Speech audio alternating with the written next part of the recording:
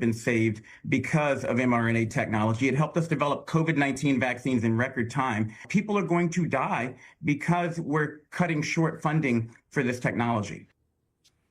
People are going to die because we are cutting short funding for this technology. That person is Dr. Jerome Adams. If he looks familiar to you at all, that's because he was Surgeon General in Donald Trump's first presidential term, saying now that people are going to die because of a newly announced decision by Donald Trump in the second Trump presidential administration. Dr. Jerome Adams is not the only veteran of the first Trump term who is directly, urgently making this case. A former top biodefense official from Trump's first term tells NPR this decision, quote, endangers the national security of the United States. Another health official from Trump's first term tells NPR the new policy is, quote, irresponsible, saying, quote, we're taking our country from 2025 back to 1940. And we all know that's a recipe for disaster and failure.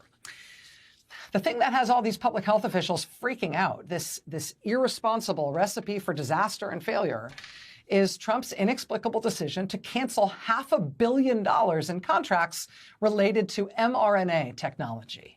Health Secretary Robert F. Kennedy Jr. announced last week he's canceling funding for the development of mRNA vaccines, including ones against respiratory illnesses like COVID and the flu.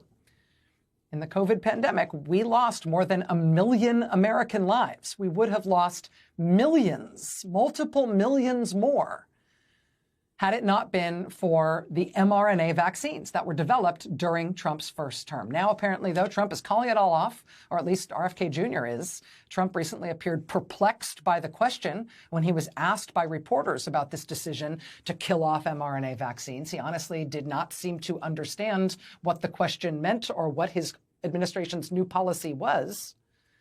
But doctors and scientists and experts in public health of all points on the ideological spectrum are not just criticizing this decision, they are warning that Americans are going to die because of it.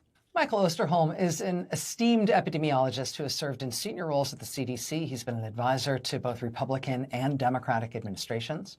When the AP recently asked Dr. Osterholm about Trump's health secretary cutting off funding for mRNA vaccines, Dr. Osterholm was very blunt. He said, quote, I don't think I've seen a more dangerous decision in public health in my 50 years in the business.